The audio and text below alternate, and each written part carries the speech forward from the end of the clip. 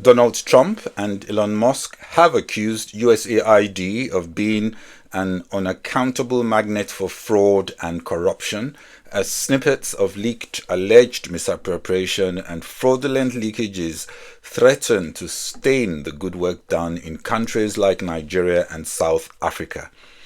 A fortnight ago, Switzerland's highest court convicted commodities trading giant Trafigura and former CEO Mark Wainwright of bribery to gain access to Angola's lucrative oil market.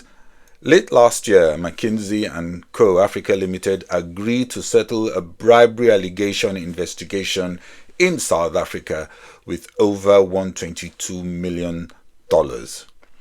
Indeed, corruption is a Pandora box many would just prefer to keep closed. Transparency International, in a preview of their latest 2024 survey report that's out tomorrow, are warning that in the last decade there has been little progress in reducing corruption in the public sector. Hello, this is Bode Oshosami on Global Business Insights, where we bring more depth to the main business headlines. This episode focuses on the Pandora box called corruption, and we have an expert, Soji Apampa, who advocates for a new paradigm of shared value as opposed to captured value. China, over the weekend, imposed retaliatory 10 to 15% tariffs on about $14 billion worth of US goods. Donald Trump on Sunday said he would today impose 25% tariffs on steel and aluminium imports. Earlier, he had said the US would also announce retaliatory tariffs this week. But back to our main story. USAID, established in 1961 by President John F. Kennedy, administers foreign aid and conducts a variety of other missions, field missions around the world. It's now accused of being a box full of worms with allegedly dubious transactions involving many countries, including Nigeria. Many say the shutdown of USAID cedes more influence to China. Some say it has become another pawn in the take-no-prisoners political chess game that we see playing in the US. Others say it's less than 1% of the US budget. Why all the fuss? Corruption is motivated by intention to gain unfair competitive advantage or obtain an unjustified personal or corporate gain.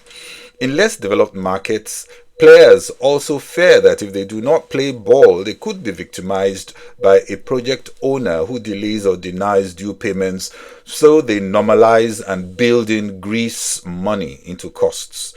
Complex, large-scale contracts and government budgets need extra scrutiny, as every contractual agreement and phase of payment or certifications are opportunities for bribery.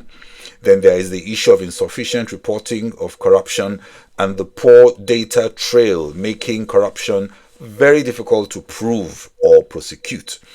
Most corruption is simply never detected unless, for example, a disaffected player spills the beans.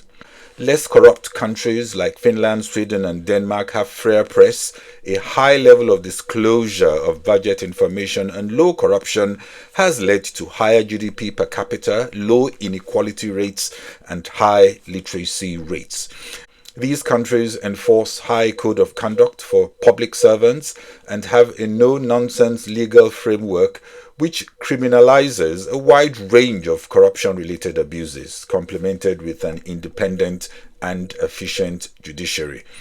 Tomorrow, 11 February, Transparency International will be releasing their latest 2024 survey report, and they will say public sector corruption in the last 10 years has seen little progress. The 2023 report from Transparency International showed Nigeria ranking very low, the 145th list corrupt nation out of 180 countries. A key driver of corruption is weak accountability. Less corrupt jurisdictions actively encourage citizens to assess how government manages public funds. The International Budget Partnership, in their own Open Budget Survey 2023, rated Nigeria low on public participation in budgets, rated barely adequate on budget oversight, and also low on transparency. Another factor that impacts corruption relates to code of conduct, that is, enforcing high standards of behavior. This includes regular asset declarations, rules on gifts, and pre- and post-employment corruption to watch the revolving door between business and government. The least corrupt countries have protective legislation for whistleblowers and enough guardrails to curtail corruption risk in procurement. Political party finance regulation is also important. When illicit funds, private or public, flood coffers of politicians, it is a virus that infects appointments to boards and key roles, drains resources as contracts are inflated to pay back the givers who invested heavily to gain access to power, also polluting policies as lobbyists influence direction. Transparency International warns that the lives of billions of people are damaged by corruption. Corruption at the scale we've seen in Nigeria has contributed to huge issues in weakening productivity, contributing to high cost of governance and difficulties in managing money supply, making nonsense of monetary policy. Many pay and receive speed money, a small bribe paid to expedite a routine action that the player is legally entitled to. The rest of society will contribute to corruption by just holding their nose at different forms of elite capture. Grease or speed money can be eliminated if service standards are public and more services are digitized, eliminating human contact, as in more developed economies. Elite capture is where few well-protected individuals of pedigree benefit hugely from a bias with public resources, with wholesale thefts of budgets, such as crude oil theft, as well as all types of policy manipulation to benefit selected individuals. Grant theft and elite capture, as is prevalent in Nigeria and seen with Russian oligarchs, is much more destructive and difficult to address, and explains why many African economies cannot seem to be able to get on their feet economically as far too much is diverted. We replay clips of comments by Soji Apampa, a political economy and corporate governance expert specializing in building integrity systems, also the founder, executive director, Convention on Business Integrity in Nigeria. So the resolve to hold formal standards and informal standards, the resolve to put some kind of social controls around the issue of corruption starts to wane and it gets eroded. But guess what? When our resolve gets eroded, then the social tolerance for corruption becomes high. We're able to tolerate it because we also doubt, and some of us even think that corruption might still work for us. It's worked for other people. It might soon be my turn. Why should I be the one to change it when it could still work for me?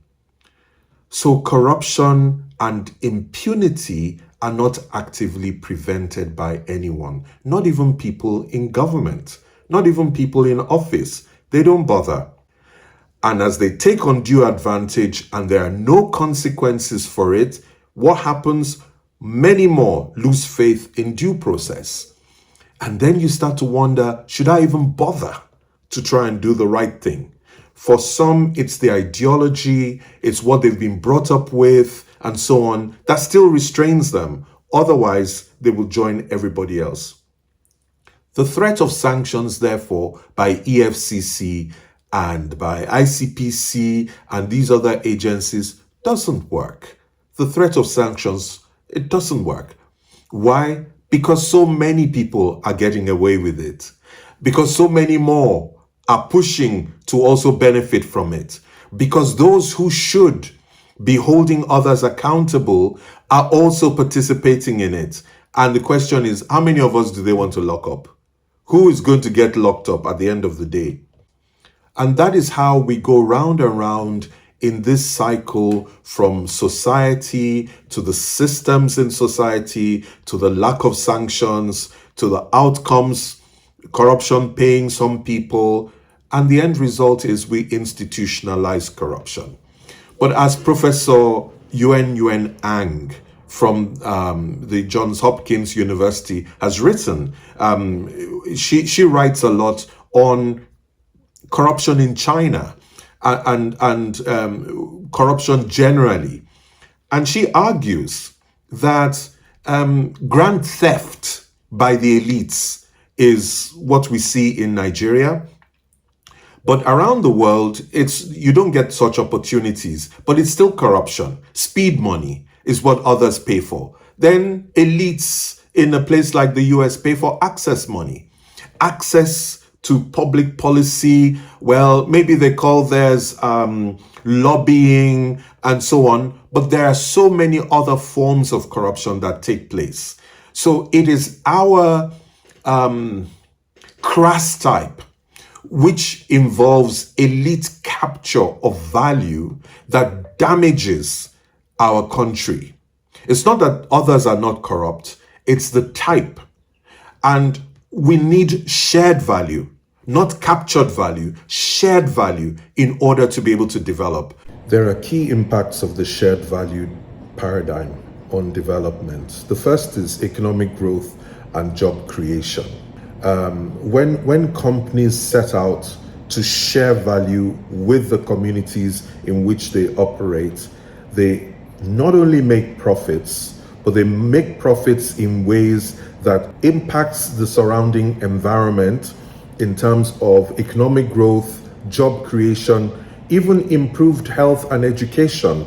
Many private sector operators within the health and education sector coming up with innovations that impact on the community in which they're operating. It leads to environmental sustainability as well, when companies ensure that they do no harm in their approach. And you will find that a lot of the problem of a lack of development in a place like Nigeria is the collusion of the private sector with elites to cart away the value that is available in the economy instead of having it shared in the way I'm describing. So in all of these things, if the private sector does not, and when I say private sector, I'm using it as a placeholder for the elites. If they decide that they're not going to participate in wholesale corruption, large-scale corruption, helping to siphon entire budgets, but they're working collaboratively with communities and so on, it will lead to development and growth.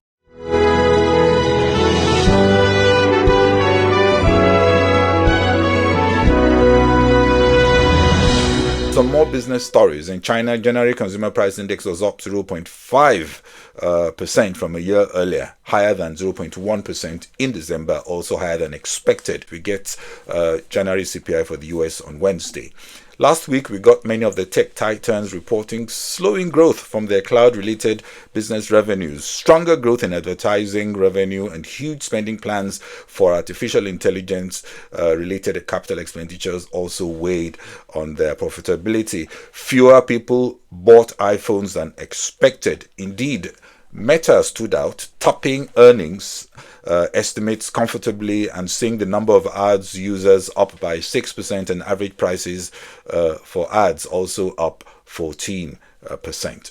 Shares of Amazon, Apple, Microsoft, and Alphabet sank after their earnings announcement. Also on Friday, Trump said Nippon Steel's $14.9 billion for US Steel would take the form of an investment instead of an outright purchase. Asia-Pacific markets higher with attempts to shrug off escalating trade tensions from new tariff announcements by China and the US. The new tariffs may have already been priced in, even as it remains unclear if Trump's latest steel and aluminium tariffs are a negotiation ploy, which he may dial down on later. Well, that's all we can take on this episode of Global Business Insights. You can watch us on Business Day TV YouTube channel Monday to Friday at 11 a.m. West African time. Thanks for watching. This is Bode Oshosani. Bye-bye.